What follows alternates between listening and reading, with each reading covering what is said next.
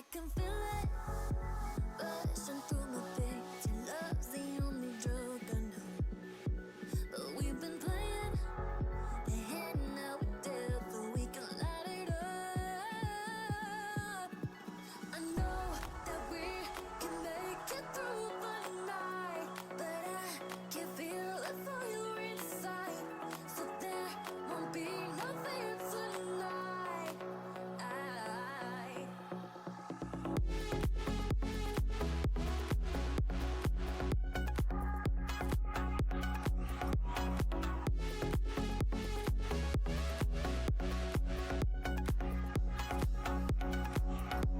We crossed the line, and now it's clear to see the light behind the suffering.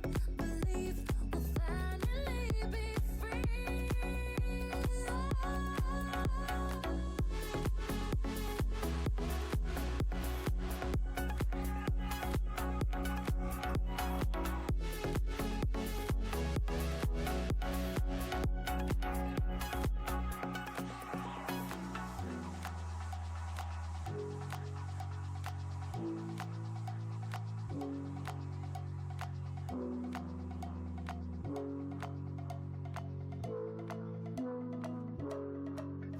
Let the silhouette cast upon your heart, turning every little moment into scars. Baby, it's our chance to make a start, so we can fly. I know that we will make it. I know that we will make it. I know that we will make it. I know that we.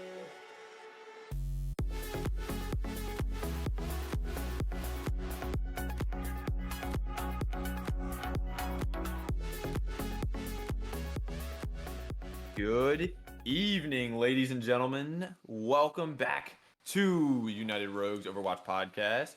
This, of course, is Overcast Season 5, Week 2 recap. And yes, it is in the middle of Week 3.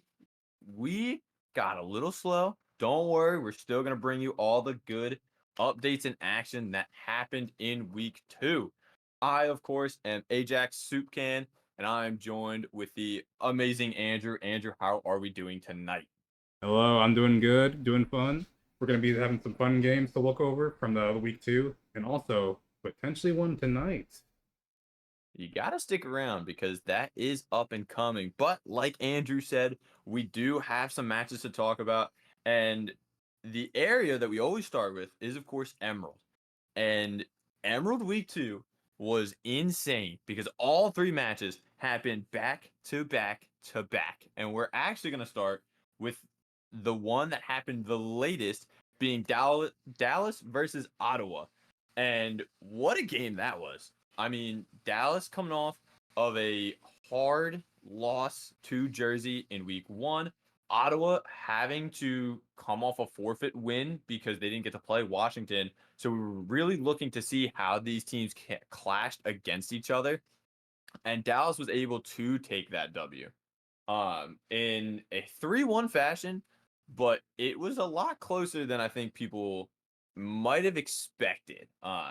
When looking at these maps, Andrew, which map watching it back was your favorite? I think honestly the first game was pretty interesting. Watching the control takeovers from Zach and Chris on tanks, kind of just going back and forth on each other. That was pretty Oh interesting my to me. god. I genuinely, when you jump between Nepal and the points on Nepal, right? What we're looking at, Village, Ottawa just destroyed. I mean, it was 100-0, and Dallas just did not have a chance. But then Dallas was able to kind of regroup, get themselves together, able to figure it out, and reverse sweep on that first map. It was a very quick turnaround for Dallas to kind of turn on the gas and step on the pedal. And after that, Ottawa was left a little unsure of where to go. Map 1 did go to Dallas.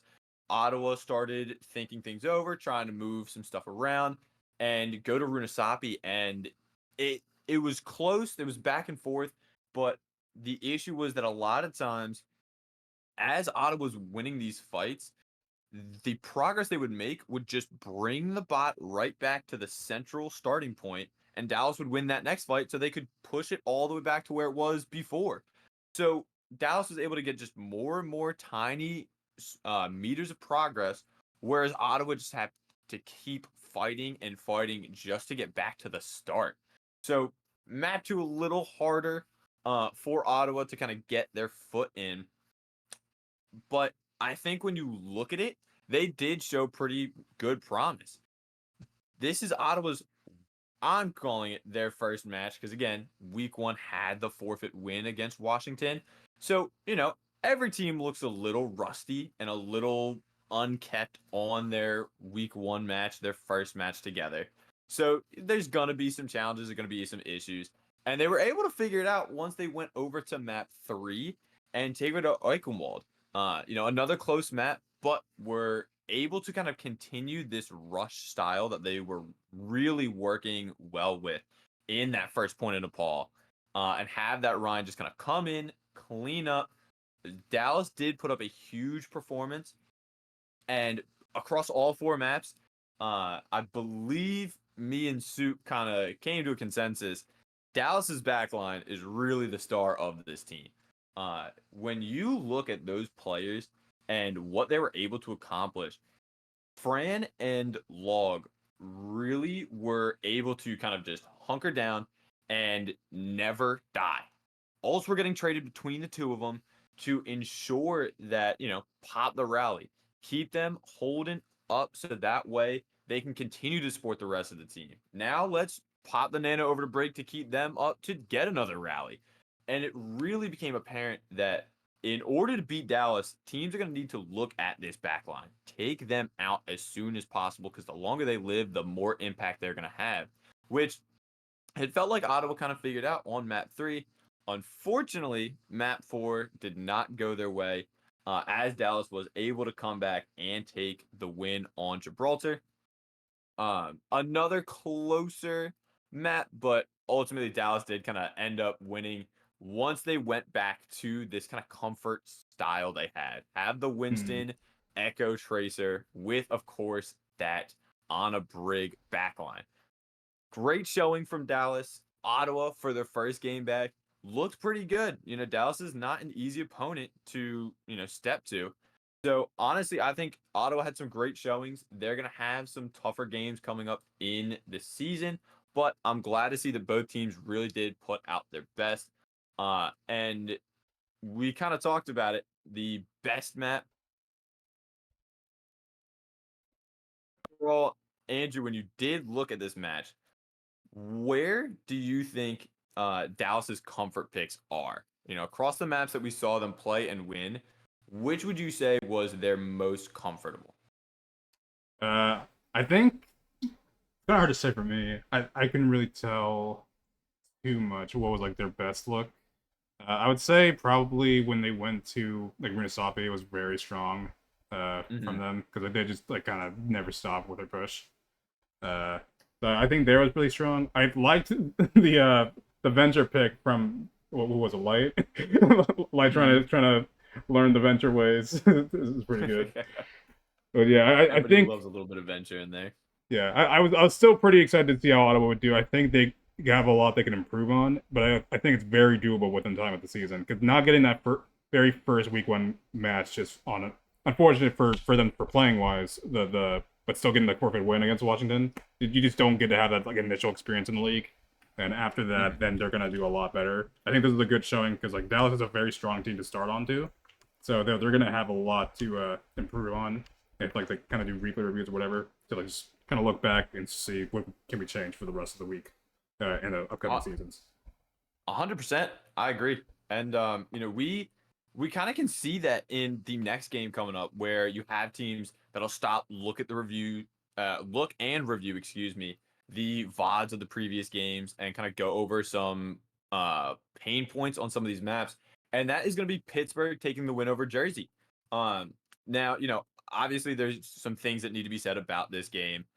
Jersey was not at full strength. Coy was not playing, and we know that Jersey, their team really works wonders when you have Alpha and Koi doing what they do best and just Mm-hmm. taking these fights and winning the ones. But Pittsburgh came in and was able to have a very close Lijiang Tower. Both teams took a point, and then of course Pittsburgh was able to take it out in the end. But honestly, Jersey, even without Koi in the lineup, still looked very strong. I think that the comps that they ran occasionally were a little concerning. The Lucio Mercy that they pulled out every now and then was odd to say the least.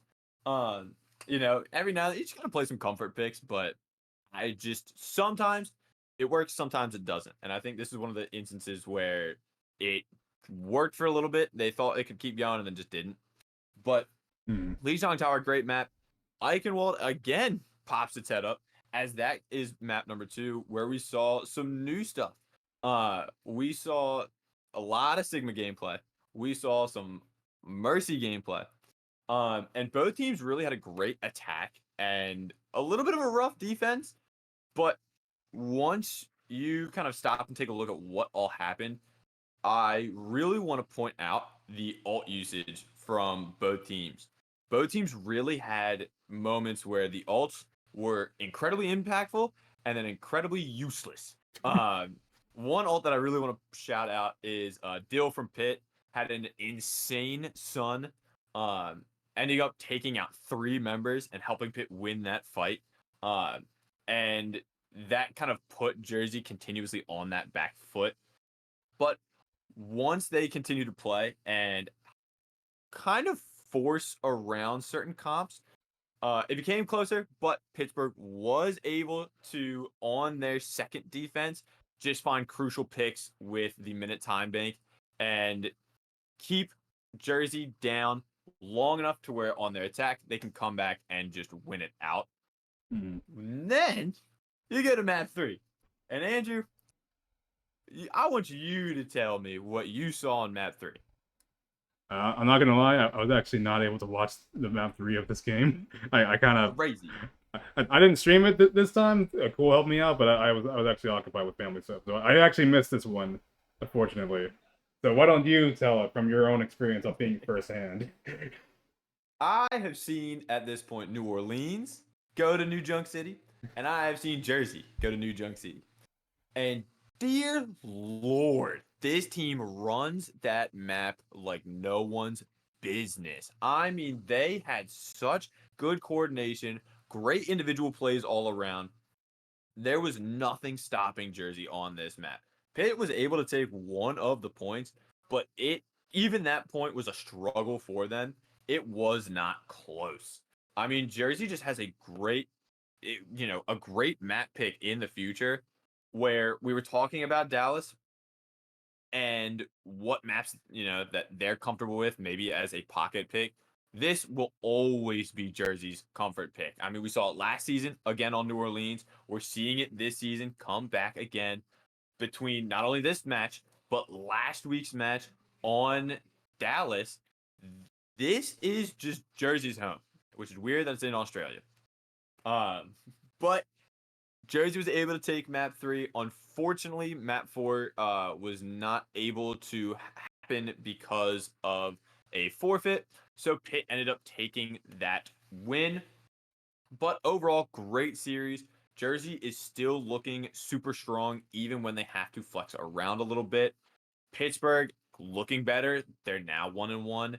Both teams are kind of trying to just look ahead at their next match. But a team that is still looking ahead for another match is Washington, as they took a tough loss to Montreal. And for this game, this was actually streamed over on Dogemite because, again, every Emerald team decided, we're all going to play at basically the same time. So we had to improvise a little bit. But Washington did the Washington thing, right? They forfeited their first game, or a game in general, and then they came out and showed pretty decent signs of life. Was it 100% the best gameplay anybody's ever seen? No. Was it absolutely god awful? Also, no. They had some bright spots. Kings Row, I would argue, probably their best look at it. Nepal was pretty good. Montreal just started taking over, the map. But overall, the players for Washington really came in having not played their, game one match. So again, this is their game one. They only have up to go. But they are looking to be a roster that, as per typical Washington fashion, could sneak their way up into playoffs later on. Working on a couple things, like you said, some teams just need to communicate and go back and watch certain VODs. This team could be sneaky, but a team that I think we're starting to really be scared of is Montreal. They are 2-0. They are looking very comfortable. They Mhm. swept Washington. They had a tough, close win against Pittsburgh, and they don't look like they're stopping. They look like the best team, in my opinion, right now. Now, again, Washington, I think, are towards the bottom of people's power rankings, but I still think that this is a team that, gave Montreal a kind of run for their money, and Montreal had to respond, and they responded great. When you take a look at these games, who for the side of Washington are you really looking forward to seeing more gameplay from, Andrew? Well, I'm really excited to see the return of Zuop. I know that they were missing the previous season, I believe. Hmm. After like our season 3 match, I consider them like, along with Chris, probably the top, like the three of us in the tank pool being like kind of like equal about Hmm. in like strengths with each other. So I found that very interesting, and I'm very excited to see them return. I'm also Yeah. excited to see that like basically the original core of Washington is almost all there, minus like I think one player. I'm forgetting the player off the top of my head, but like it's almost that initial core of like 4 out of the 5 that were there to be able to make it to the finals of season 3. So I definitely expect that they can push it again once they kind of get their foot a little wet here and get more just back in business, just like we've seen them in the previous seasons. So I do not expect to have them out for the rest of the season yet. I agree. I think that, first off, Zuak coming back in, especially on Kings Row, playing the Ramatra, I think at one point he just runs out and gets, I don't think it was a collat. It was one of those where I was trying to watch it, but then also I was casting one of the other games, so I couldn't really pay attention 100%. But man comes out on Ramatra and gets like a triple kill with Nemesis form with the punch, and they were able to just roll that forward with the point. And honestly, once I watched that, I was like, oh, okay, hold on. Zuop kind of cooking right now. He's kind Yeah. of in there. So I can definitely see what you're saying. I just saw that Ryan play from Booker. Oh my I did not god, catch that. That was wait. I'm watching that back. I don't care. I don't care how the quality looks. rewind. I'm watching I that back saw now. them pulling up the Oh, TP, and I was like, oh, I did okay. not notice this happened. Oh, they did Yeah, the you could see thing. them all up there, and all of a sudden, Oh, that's hilarious. yeah. Oh, they didn't get anyone, unfortunately. Oh, that would have been crazy. Yo, Booker would have got somebody there. That would have been legendary. Oh, the return of like what was it, Bats? The return, Yeah. a new Oh, if only B there was name a in town. Life Weaver. Mm-hmm. Uh, All right, all but right.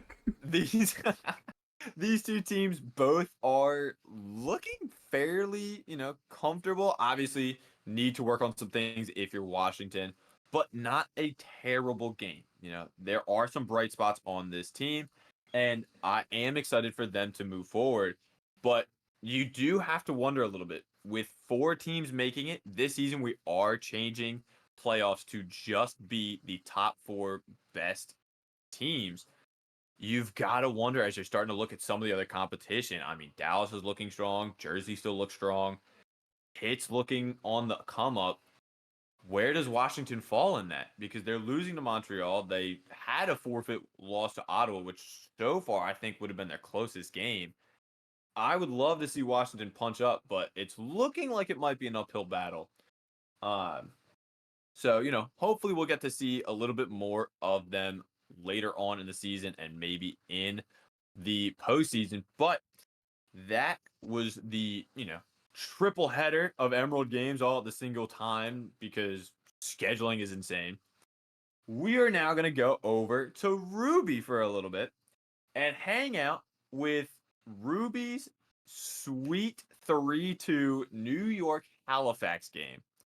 And honestly, I want to call this the Battle of Tanks. We saw it in week 1, Elp really having a strong Rhine performance and really putting their foot down. But when we saw Halifax going in, I was very excited to see Mickey return on the tank. Get that man back in the tank role. Storm did, fairly decent on the Doom in Lijiang Tower. But, once you see that swap over, once you see Minky come back onto the Winston, a pretty comfortable pick, I would say, for him, you could see night and day that difference. And that really is why I want to kind of talk about the tanks a little bit more, is because the teams won when they played those comfort picks and were able to have that impact where you see Mickey playing the Winston and able to kind of get past and get through Elp, have the rest of Halifax supporting behind him. Whereas running the Rhine duel, Elp struggled. Mickey struggled. Elp was pounding. And then in the Winston mirror, the opposite. Mickey kind of had a stronger hold on things. I genuinely was just sitting, edge of my seat, watching each team fight going through. I think this would be my match to go back and watch. It was by far the most entertaining, by far the closest. And when you go back, you're going to hear what map you should stay tuned the most for, because Andrew's going to tell you right now. I mean, seeing the Winston Ditto on Gibraltar is pretty cool. Let me just check what this map 3 is here real quick. It's a cool quickness. Ooh, I believe it was transition. color. Oh, it was back to. Never mind. You know what? No, it was actually Gibraltar. Never mind about this map. This one told me nothing. It was Gibraltar. Gibraltar was the best one, actually. Yeah, that's my final statement. Map 2, people. Watch Gibraltar. The Winston fight was great. A great hold from Halifax. And honestly, I am excited to continue to watch some of these teams go. Unfortunately, Halifax is sitting at 0-2. New York sitting at 2-1. Gotta love, week 3 going on. But Halifax right now reminds me of Washington, where this is a team that definitely can punch up into playoffs. They can punch up and claim their ticket. But looking at some of the other rosters, you got to be worried about who they're taking that spot from, right? So I would love to see more of Halifax. I'd love to see more of New York, especially now that there have been some roster swaps. I'm praising Elp a lot for the tank gameplay, but Elp is actually no longer on the team. So maybe this changes how New York plays, and New York for the rest of the season has a different look. We're not sure. We're going to have to kind of wait and see. But those were all the games that were played for week 2. So now we're going to go ahead and look at some week 3 matches, which may look familiar considering some of them might have already happened. We're going to, of course, start over at Emerald. And we've got Jersey versus Washington. We've got Pittsburgh versus Dallas. And we've got Ottawa versus Montreal. Looking at those matches, I am impartial. I am biased. I am excited to see Pitt versus Dallas. I think two teams trying to see who can kind of punch that second place right now. For Emerald, I think Montreal kind of has number 1 locked up tight right now, but Pitt Dallas is my game to look out for, as we will kind of see who is looking to take that spot. Andrew, when you look at Jersey, Washington, Pitt Dallas, Ottawa, Montreal, what match are you looking at? It's definitely Ottawa Montreal to me. I am very excited to see if Montreal can keep the streak going, like just defy the odds of all the previous seasons combined to just show hey, we're here to win this time. We are here to finally make it to the finals and also just take the finals from everyone right under their feet. Uh, I'm very excited to see how they do, but also against Ottawa, who I expect can actually just come back from their previous loss of week 2 and be able to shake up the Emerald scene as well. So, are they able to like really just take it to Montreal, who have had a good streak so far, and they're apparently the only undefeated team, which I didn't realize. Uh, yes. As of right now, we kind of need to wait to see Chicago, Philly, um, Yeah, at least for because of up to week their 2. stuff. Yeah. Um, but you're right, 100% the only undefeated team as of right now, because Chicago, Philly is kind of in the outer worlds of our scope of knowledge. Um, but I agree. I mean, seeing if Montreal can hold this streak they have, seeing if Ottawa can come back and put some of their pieces together, I think that'll be a very entertaining game. But I do still want to talk about the game that neither of us talked about, which is Jersey Washington. Washington needs this win desperately. If they don't win this, it's starting to look very hard to make it out of that pit. Being 0-3 with only 2 games left could be quite challenging to make it into playoffs. But they had to go against Jersey. Jersey is a scary team. If Coy Mm. is back in, I think they look twice as scary. But if Coy is still not available, or just another player's MIA, then maybe Washington can, have that fighting chance, get into that. And we still want to see how Jersey does. They were able to, as New Orleans, sneak into playoffs last season. This is their season, We talked about Montreal. This is their time to take their throne. Jersey's looking to do the same. They didn't get that full season last time. This time, they have that roster they wanted. They're going into these games prepared.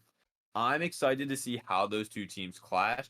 I do think in the end, Jersey will take it over Washington. And I think Montreal will take it over Ottawa. But as an unbiased, you're still biased because you played for Dallas for a while. As a hopefully unbiased opinion, Mm. who do you think takes it between Dallas and Pitt? Uh, I think Dallas look very strong right now. I feel like they are the most consistent team in Emerald, at least like at the top of the kind of the competitiveness of Emerald right now. I think they hold the most consistency uh, with their games. But I would not be surprised if Pitt could like take it back at them and like be able to show them a good match. But for me, I do have taken Dallas, and I'm sorry. My man is biased. We knew it was happening. What? Everybody knew it.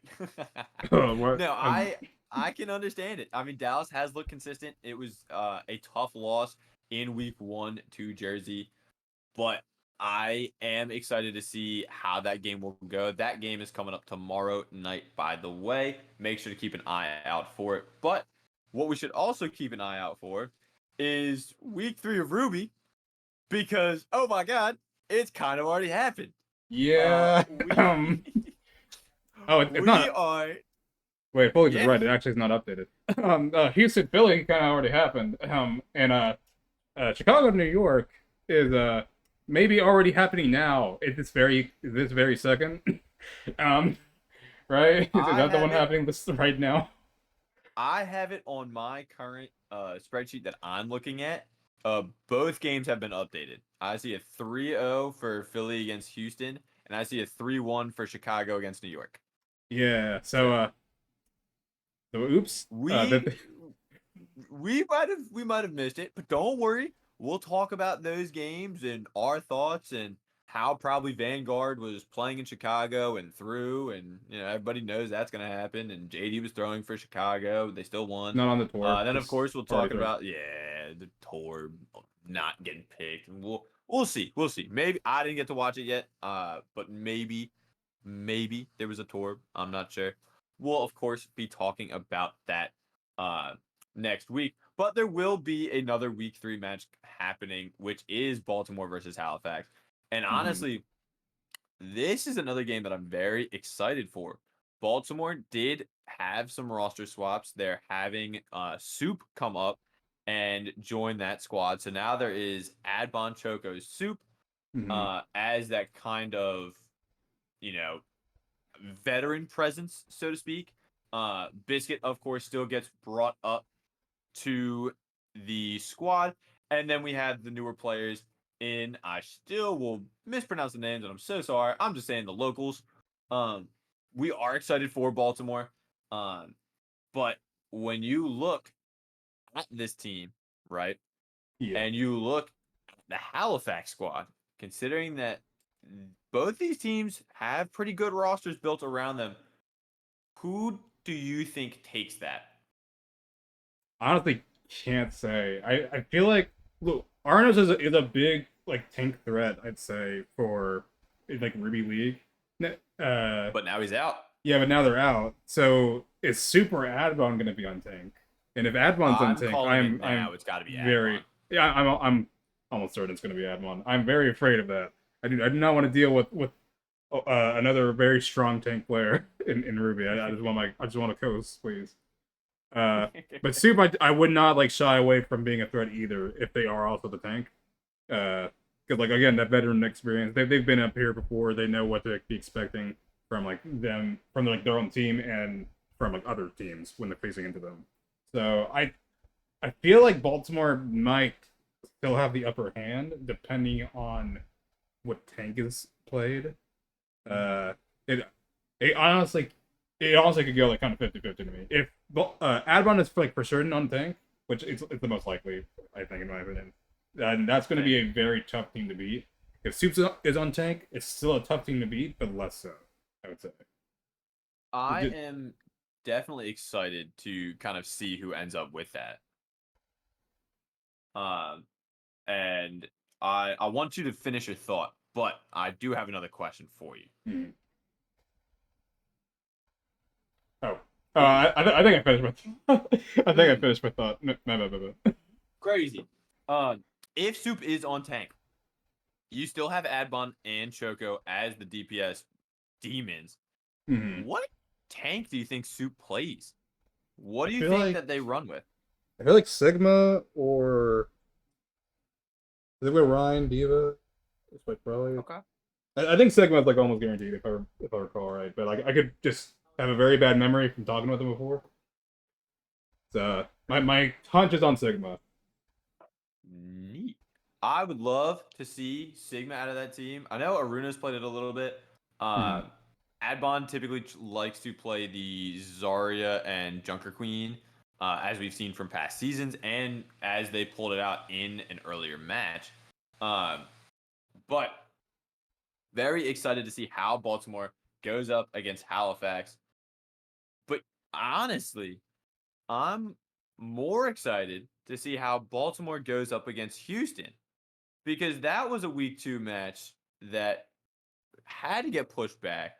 Hmm. And Andrew, do you know when it got pushed back to? Oh. Hmm. Okay, give me a second here. Uh. Yeah. Oh. Interesting. Word just came in from our tower up above that we definitely have, and not a made up tower. That the Okay. match is happening in what is that? Here the two. Is that 17 minutes from this very second? It's happening right now. It's about to be on stream for y'all to watch. It's gonna happen tonight. Oh, that's It crazy. could Oh, be. we just found out about that. So then I would love to take a little bit of time and talk about this upcoming match. While we still have, of course, the 17 minutes, I just want to take a little bit of time, because now we are going to have some of these questions we have. We're going to see the answers to them. As are we, the question, are we going to see Soup or Adbon in tank? Does all of a sudden Biscuit play tank? We don't know. But then But not I only think that's a that, crazy we're going to thing. talk about it. I wouldn't mind seeing Biscuit Sleeper tank pick. and then put Soup back at Lucio. Because with that, if you go back to last season, for Houston, ironically enough, Adbon and Soup were on a team against or with Trash Can. Now, of course, they're Hmm. going against Trash Can. And so that there's already some of that kind of synergy from the previous season. They won that season, of course. So I am curious to see how that kind of brings back with the team, especially now that they're talking to some of these newer players in this environment. Choco, of course, is a veteran presence, has great plays throughout any of the different times he's played on Philly. But now on the Baltimore side of things, I think that is going to be, a team that is going to have to look at Houston. We're going to see Ricochet, who has been kind of hopping around a little bit. We saw him on support for a little while. We saw him on the Monkey for a little bit. Trash Can is, of course, the unkillable support. Mm-hmm. We saw some great DPS play coming out from from all three, Pineapple, Smooth, and Cool. But when looking at this, what do you think is going to be the most important matchup? Do you think it's going to be the tank matchup, the support matchup, or do you think it's going to be the DPS matchup? I think it's nearly even on DPS. Support, I think, is going to be a very big difference. I think Houston has a lot of like very like high level support players with is where they put like their investment in. So I think that's going to be a lot different across both sides because there's not as much of that like salary cap put into Baltimore's. So we'll see the difference there. I think pretty strongly. And then for tanks, it's still kind of up in the air if for me if it's Advan or Soup, but I think it will be a little bit better of like a fight. Again, I do expect if Soup's on tank, it's still not going to be like a crazy like deficit if they are even on tank. If I think they can do some damage on tank still, and Advan on tank is a very dangerous threat to anyone. So we'll have to see how that goes and who is like the finalized pick for that. I believe Johan is here this time because I know they were not around for the last week match. I Right. believe. So Johan should be appearing for this time to be the tank player of Houston. So very renowned. I think it's kind of like dabbled in all of the roles across their time in UR. Like I believe they're DPS, so very strong. We can assume, at least. So very excited to see how this match goes. There's a lot of pieces that can just kind of mesh together for both sides. So I'm curious how they kind of fall together. I am going to say final prediction for this upcoming match of Baltimore Houston. I am going to call what I think is going to be the upset. I think Houston wins, and I'm going to call it a 3-1 in favor of Houston. Interesting. And I think, again, that's probably an upset. And that's probably an off the wall pick. But I think that with not only the kind of role swapping that's potentially happening within Baltimore, but just in general, the roster swapping that is happening, Mm-hmm. I think that there's a little bit of too much or kind of going on